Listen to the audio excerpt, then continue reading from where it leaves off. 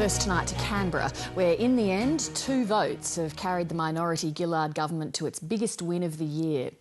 The carbon tax has passed the lower house and is assured of clearing the Senate. Julia Gillard says the plan to combat climate change is Labor's to the bootstraps. Bob Brown has claimed it for the Greens, and the opposition leader has pledged to scrap it if he wins the next election. Shortly, the Climate Change Minister Greg Combet will join political editor Chris Uhlmann, but first, here's the day that was. The day and the sentiment outside Parliament reflected the government's mood within, but not the opposition's. Order! Order! The only thing that cheered them was a fleeting embrace.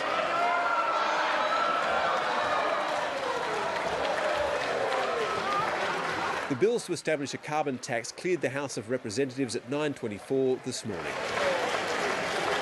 For the record, the vote was 74-72, with the Greens and 3 independents backing the government. Oh, it's an important day. It's a day that should have come a long time ago and didn't. And as a consequence of, I think, the Parliament failing 4 times to do its job and get some certainty around pricing carbon, I think we've ended up, ironically, with a better package.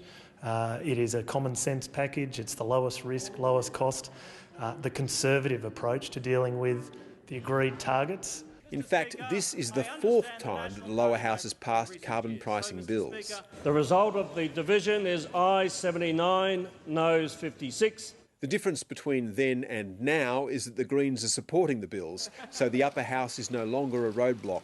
Bob Brown was quick to gather his team and claim credit. Well, everybody, it's a great big green day for Australia. It's a big step forward for Australia, and this is a proud to be Australian day. There's a lot of negativity in the air, but it's been swamped by positivity.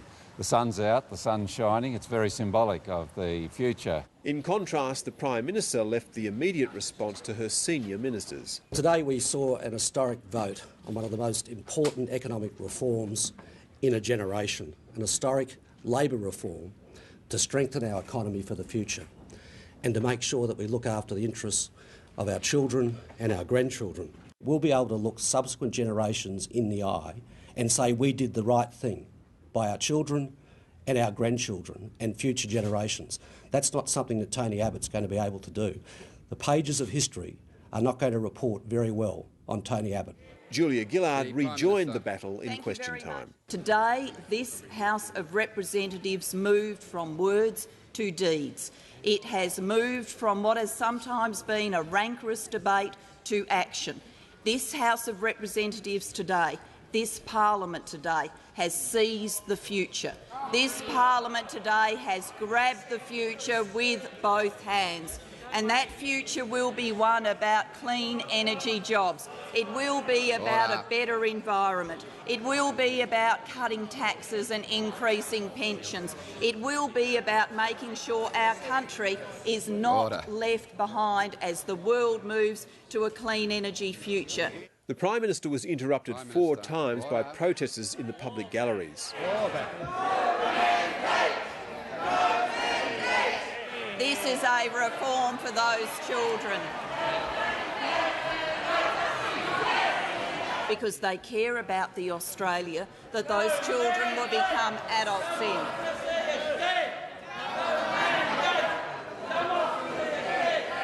The children of this nation will have, and the nation that they will grow up in.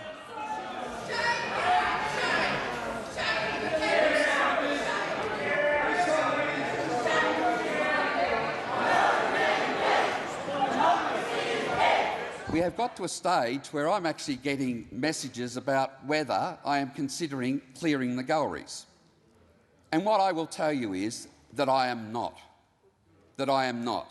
But if there's anybody else in the gallery that wants to get something off their chest, do it now and then leave by themselves, because the rest of the people are here to view proceedings. The opposition was beaten in the vote, but vowed to fight on. We've heard a lot from the government today about them being on the right side of history. Well, Mr Speaker, what incredibly arrogant presumption from a Prime Minister and a government who are on the wrong side of truth. That is the problem with this government. And, Mr Speaker, if the Prime Minister had any integrity, if the Prime Minister had any conception of what happens in the real world, she would know that you cannot build a decent future based on lies.